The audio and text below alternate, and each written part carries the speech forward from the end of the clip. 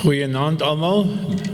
Op die maandagaand dan is daar mos gewoonlik so 'n bietjie afname in die bywoning, maar ons sien uit na die week vorentoe. Ons wil vir u baie dankie sê vir elkeen van u wat gekom het om na die woord van die Here te luister.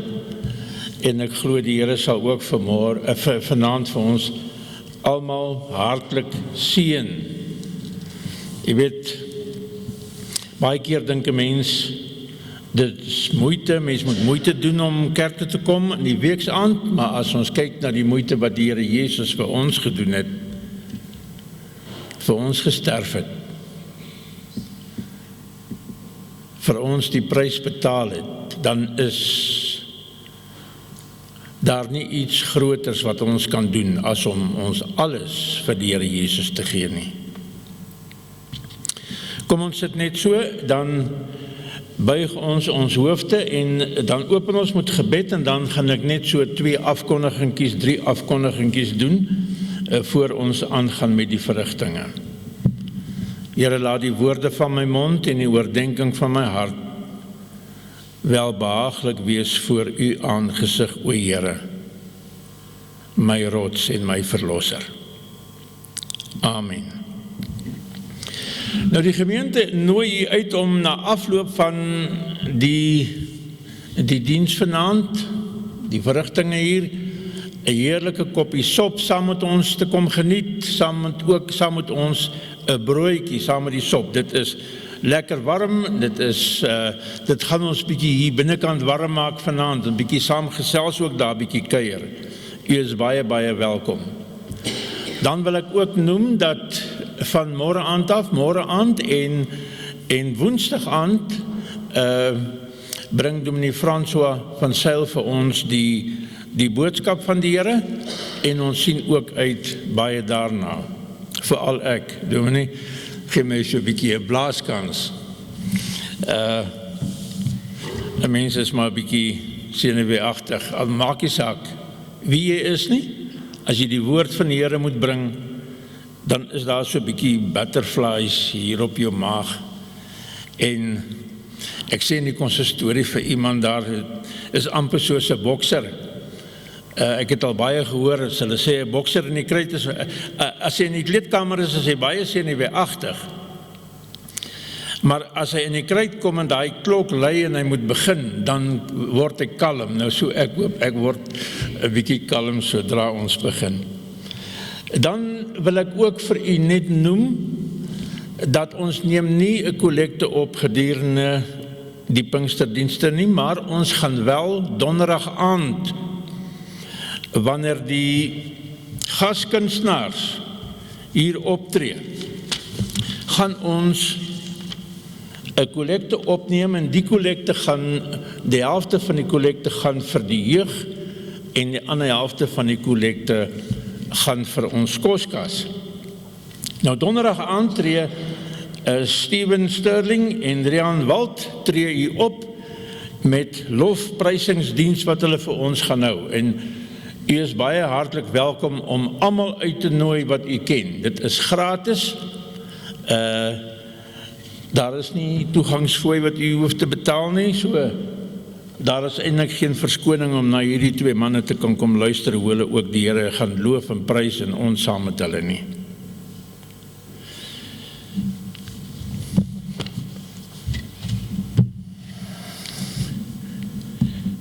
Nou ons lees uit die woord van die Here uit en ek maak soos gisteraand, ek lees uit die Geloof en Aksie Bybel.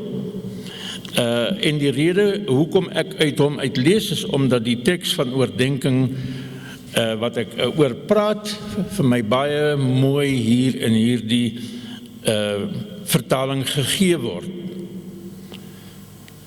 En ons lees uit Handelinge hoofstuk 2 vanaf vers 37. Die skare wat na Petrus gestaan en luister het, is diep deur sy woorde geraak. Sê asseblief vir ons wat ons nou moet doen. Hoe Hoe kan ons die saak tussen ons en God regmaak? En hulle het vir die apostels gevra, laat staan dadelik julle sondes. Kom terug na God toe, het Petrus geantwoord. Laat julle ook doop in die naam van Jesus Christus. God sal julle sondes dan vergewe. Julle sal ook die Heilige Gees ontvang. Hierdie groot hemelse geskenk is bedoel vir elkeen van julle en ook vir julle kinders. Ja, selfs vir al die ander mense wat op die oomblik nog ver van God af lewe. Binnekort sal hulle ook van hom hoor en deur God nader geroep word. Petrus het toe nog 'n hele ruk met die skare gepraat. Gee pad uit hierdie sondige wêreld uit, het hy vir hulle gesê. Dit gaan julle lewe totaal verwoes. Kom na God toe. Laat hy julle uit die kloue van die sonde verlos. Net hy kan dit doen. Na Petrus se woorde het 'n groot aantal mense, omtrent 3000, tot bekering gekom. Daarna is hulle gedoop.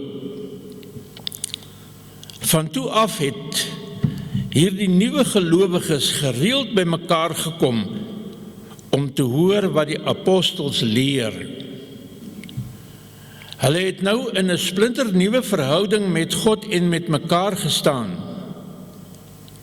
Hulle het ook gereeld saam geëet en saam gebid.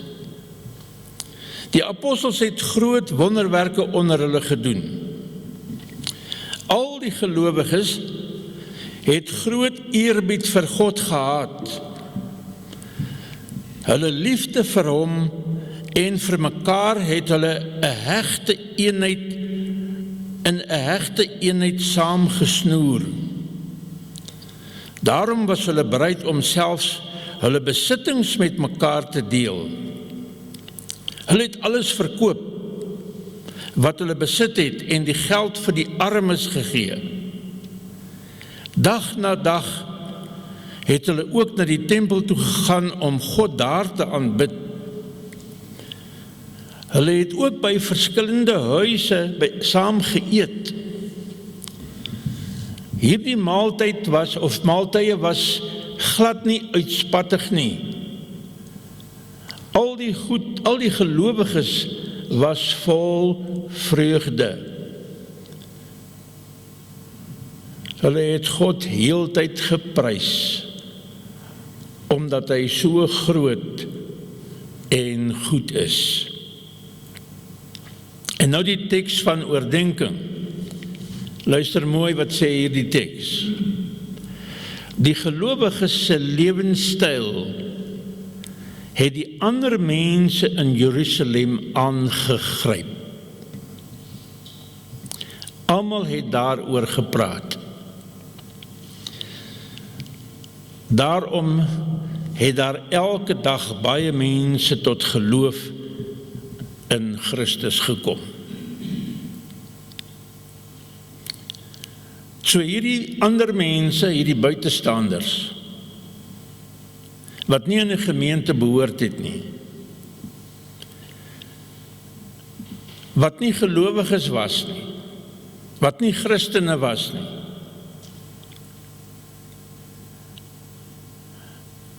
hulle het hierdie gemeente fyn dopgehou. Hulle het nie die Heilige Gees geken nie.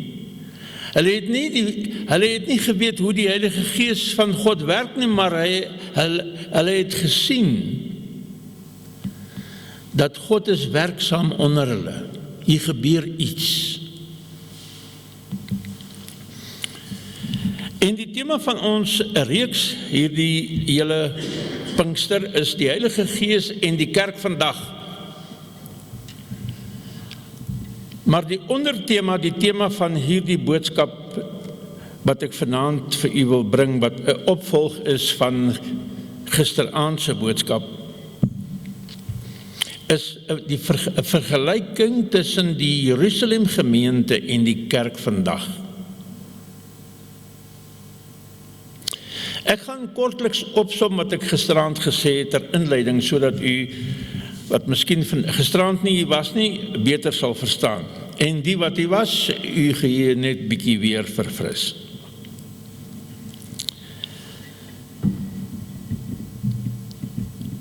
Ons lees in Handelinge 2 dat in die Heilige Gees is op Pinksterdag uitgestort en die gemeente van Jerusalem, die lidmate van daardie gemeente is bekragtig. Die Bybel sê, almal is vervul met die Heilige Gees. Almal. Die hele gemeente. Die disippels, en as ek sê die disippels van die Here Jesus, dan praat ek nie van die 11, 12 disippels wat daar was nie, maar ek praat van die 120 wat daar saam by mekaar gekom het om te bid.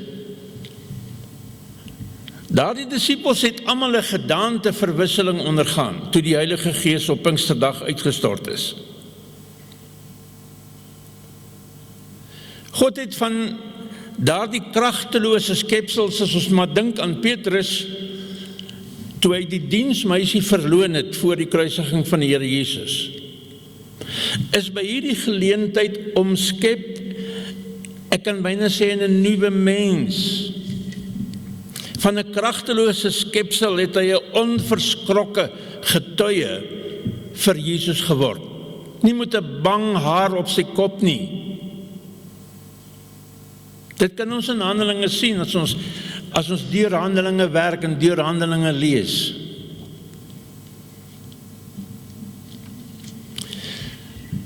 Baie van daardie disippels was bang gewees. Van die 12 wat daar was, het in die Getsemane, in die tuin van Getsemane weggehardloop toe hulle Jesus in hegtenis geneem het. En na sy dood en sy kruisiging en sy dood, en nadat hulle hom in die graf gaan begrawe het, het hulle weggekruip omdat hulle bang was vir die Joodse raad en vir hulle manne. Hulle was bang vir vervolging, hulle was bang, hulle word ook in hegtenis geneem. Maar met die uitstorting van die Heilige Gees het God hierdie bang mense vreeslose helde gemaak.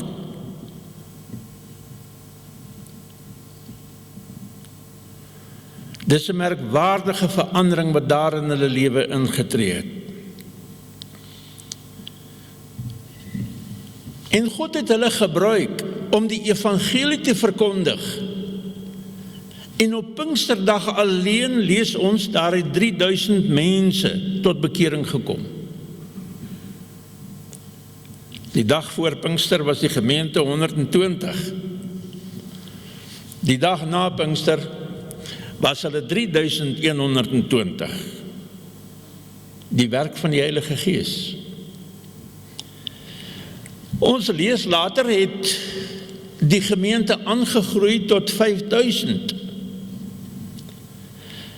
En dan lees ons later in Handelinge 6, dat die gemeente het geweldig, die woord geweldig gegroei.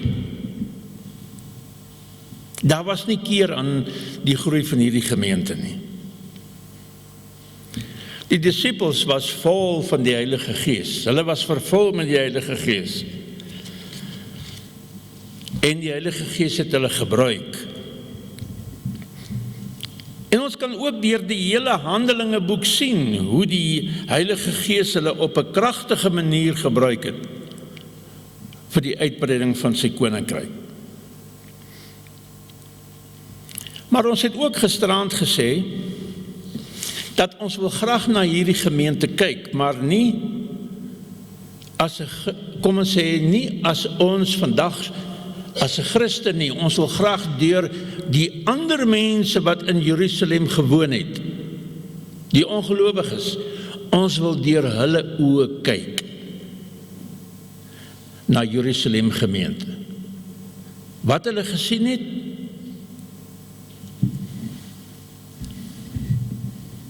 en wat hulle gedink het. Ons wil deur hulle oë vanaand kyk. En ons het ook gisterand gesien dat wat hulle gesien het in die Jerusalem gemeente is dat daardie gemeente baie eensgesind was. Hulle het soos een span saamgewerk. En ek het die voorbeeld van 'n motor se enjin gebruik, as u reg kan onthou. Verskillende afdelings, verskillende kompartemente, verskillende parte. Maar daardie motor se enjin werk saam in harmonie om die bakwerk van daardie motor te kan beweeg. Dis eensgesindheid. En so was daardie gemeente soos een mens gewees. Maar ons het ook gesien gisteraand dat daardie gemeente het vir die armes gesorg.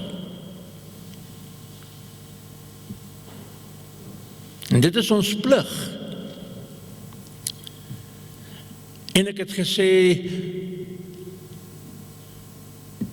dat barmhartigheid, 'n ander woord vir barmhartigheid is warmhartigheid. Waar my hart warm klop vir my medebroer en suster in die gemeente, wat nie het wat ek het nie, wat miskien arm is, wat gebrek het. En hierdie mense van buitekant, die ander mense het gesien, dat hierdie gemeente sorg vir hulle arme mense, vir die behoeftiges in hulle gemeente. En dit het hulle aangetrek na daardie gemeente toe. Dit het hulle laat dink. Hulle het almal daaroor gepraat, oor daai gemeente wat so vir die armes gesorg het. En dan het ons ook gesien dat hulle by verskillende huise by mekaar gekom het om die liefdesmaal te geniet. Hulle het saam geëet.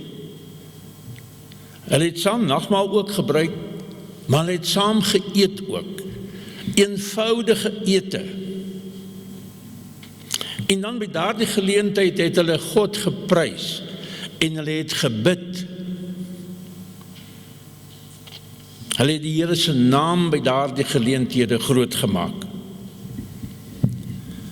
En dan het ons ook gesien die mense van Jerusalem, die ander mense, die ongelowiges, het gesien dat hierdie gemeente daagliks, elke dag, almal, die hele gemeente, by die tempel by mekaar gekom het om te bid en om te luister na die woordverkondiging van die apostels, want die apostels het hulle geleer. En die ander mense het gesien dat hierdie gemeente was toegewyde mense.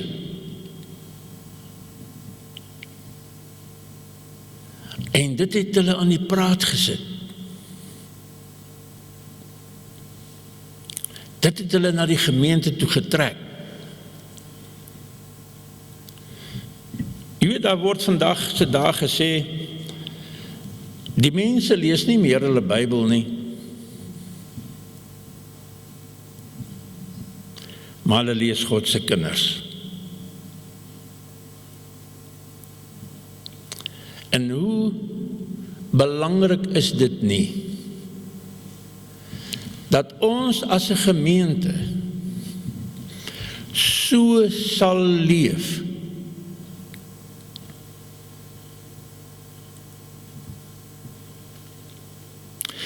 dat mense sal begeer om 'n Christen te wees.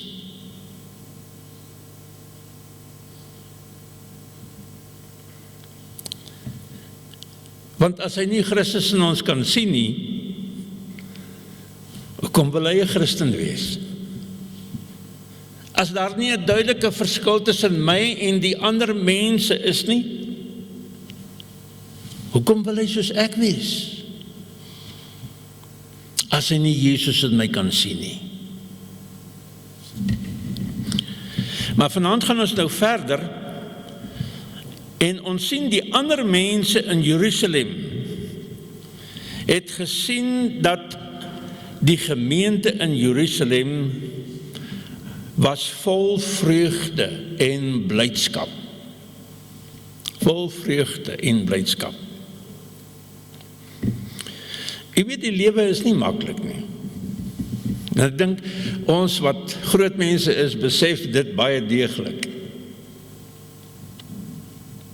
Daar is baie mense wat finansiëel swaar kry.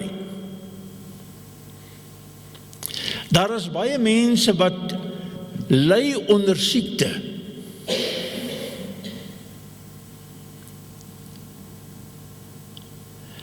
Daar is baie mense van ons wat soms familieprobleme het. Ouers beklei met die kinders en kinders beklei met die ouers en nog weier. Daar is baie mense in ons dae wat probleme by die werk het. Jy is nie gelukkig daar nie. Dinge loop nie altyd soos jy dit wil hê nie.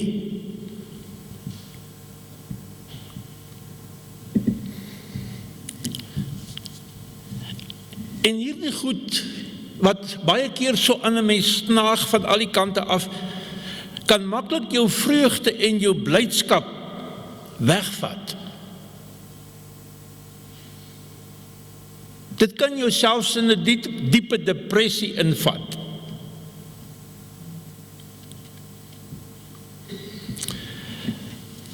En die disippels van Jerusalem gemeente, moenie dink omdat hulle nou met die Heilige Gees vervul is en dit 'n modelgemeente is dat hulle het geen probleme gehad nie.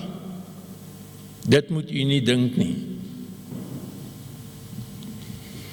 Daar was vrees vir vervolging. Hulle het geweet een of ander tyd gaan die vervolging losbars. Sommige van hulle wat die Judaïsme gelos het, hulle bekeer het en Christendom toegekom het en Jesus aangeneem het as hulle saligmaker. Sommige van hulle het dalk hulle werk verloor. Waar die eienaar net eenvoudig van die besigheid gesê het so, jy was Judaïsties geweest soos ek, nou is jy 'n Christen, sorry opel, jy kan maar jou goedjies vat en loop. Ek glo daar is sommige van hulle wat hulle werk verloor het. Daar was sommige van hulle wat deur hulle familie afgeskryf is. Omdat hulle Christene geword het, omdat hulle nou in Jesus glo. Ek dink daar was ook onsekerheid oor hulle toekoms. Alles was nuut. Hulle kon nie op iets terugval nie. Hulle het nie vir mekaar gesê, hoorie, kom ons probeer hier in Jerusalem 'n gemeente stig, en as dit nie werk nie, dan gaan ons maar terug na die moedergemeente van waar ons kom nie. Daar was net een gemeente en dit was Jerusalem. En dit was onseker.